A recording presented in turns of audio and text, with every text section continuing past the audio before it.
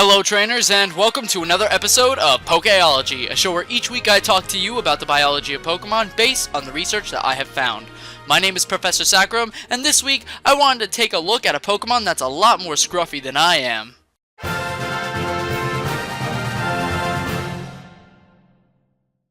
As per usual, we will be answering the following questions when we look into each Pokemon.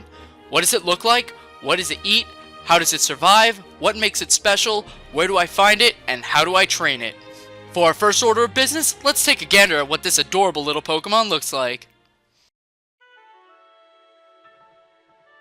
Zigzagoon is a tiny quadruped Pokemon with prickly zigzag patterned fur and some layers being a cream color and others being a brown color. Zigzagoon has a brown head with spiky ears as well as a black nose and a mask pattern over its brown eyes.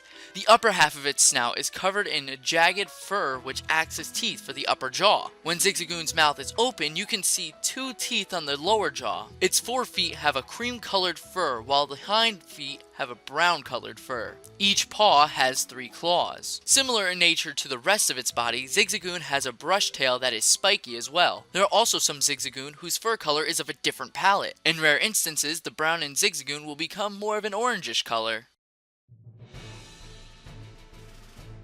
Zigzagoon are primarily herbivores, eating different types of nuts and plants. However, Zigzagoon are also able to substitute foods in their diet with either berries or human food. There are even some records of Zigzagoon fishing when food sources are scarce. Zigzagoon actually don't have much to worry about in the wild. Well, that is unless they live near Mauville City or Fortree City. If that's the case, then they have to be careful or else they'll be hunted by Magnetric, Mightyena, or Absol. Now, although the pre-evolutions to these Pokemon aren't very threatening to Zigzagoon's natural way of life, once they evolve, they become a lot more vicious. So, Zigzagoon have to be careful. Zigzagoon have adapted to becoming better survivors because of their skills to run in a zigzag pattern through the tall grass and the extremely tall grass. Well, there is one thing that makes me believe that this Pokemon is special. And that's that it was the first Pokemon that I ever battled. And it was the first Pokemon that I ever caught. There are a lot of special memories that I share with my Zigzagoon. But aside from personal reasons, let's take a look at some of Zigzagoon's Pokédex entries. Rubbing its nose against the ground, it always wanders about back and forth in search of something. It is distinguished by the zigzag footprints it leaves. A Pokemon with abundant curiosity. It shows an interest in everything, so it always zigs and zags. It walks in zigzag fashion. It is good at finding items in the grass and even in the ground. It gets interested in everything, which is why it zigs and zags. It is good at finding items. Also, a fair share of warning when owning a Zigzagoon is that anything around its nesting area is fair game for collecting.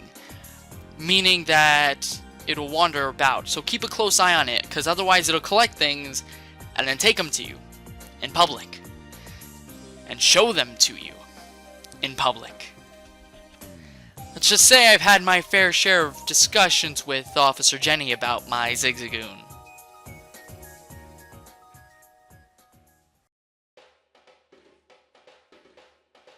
Zigzagoon is actually pretty common out in the wild. You can find a Zigzagoon in the following places: Hoenns Routes 101, 102, 103, 104, 110, 116, 117, 118, 119, 120, 121, and 123, as well as Petalburg Woods. On Sinnoh's Route 202, but in swarms. Johto's Sprout Tower, Bell Tower, and Burn Tower with the Hoenn radio station on. I think it might have something to do with reminding them of their natural habitat. And finally, Kalos's Route 2. Now it's time for my favorite section. That's right, it's time for me to teach you how to train up your Zigzagoon. The first thing you're going to want to know about Zigzagoon is that it is a pure normal type Pokemon, meaning that it is weak to fighting type moves, however, it is immune to ghost types. Next, you'll need to know that Zigzagoon has access to either one of 3 abilities: Pickup, Gluttony, and Quick Feet. Pickup is an ability that allows the Pokemon to pick up an item that has been used in battle if the Pokemon isn't already holding an item. Gluttony allows a Pokemon to consume a berry earlier when HP is low. And Quick Feet increases the speed of a Pokemon by 50% when induced with a status condition of Burn, Poison, Sleep, Frozen, and paralysis. If paralyzed, the speed drop is ignored. This first set is a little custom set of my own. It requires you to have a Zigzagoon with a jolly nature and the ability Quick Feet. Give it the Oranberry item to hold and spread the EV's 196 attack, 188 defense, and 124 speed. Then give it the moves Belly Drum, Substitute, Fling, and either Facade or Return. This is a set I came up with for Little Cup double battles. The point is to have a prankster Riolu use Follow Me so Zigzagoon can use Belly Drum to max out its attack, then have Riolu use Fling on Zigzagoon so it can gain the burn status condition. The Oranberry will have recovered the lost HP from Belly Drum, and Zigzagoon will be able to sweep with Facade while Fling is for ghost types. This next set is one that is more common for Zigzagoon, but it's harder to receive. It requires you to have a Zigzagoon with an adamant nature as well. But this time make sure it has the pickup ability and give it an Oranberry to hold. Spread the EV's 196 attack, 188 special defense, and 108 defense. Then make sure it has the moves Belly Drum, Extreme Speed, Seed Bomb, and Protect. And there you have it, Zigzagoon, the Hufflepuff. It likes to find things. But anyway, that's my show for this week. Remember, if you liked this video, to give it a thumbs up and to subscribe to my channel for next week's Pokemon. Also, don't forget to leave your friend code and a suggestion for a Pokemon you'd like to see on the show in the comments section below. By doing that, you enter yourself in the SACCHARUM raffle, where you have the chance to win the Pokemon discussed in this week's episode. Last week I was raffling off both Feraligatr and Galvantula, and here are the names of our winners. Congratulations!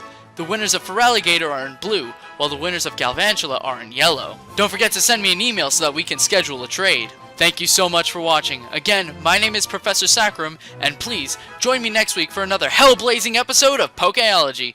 See you next time.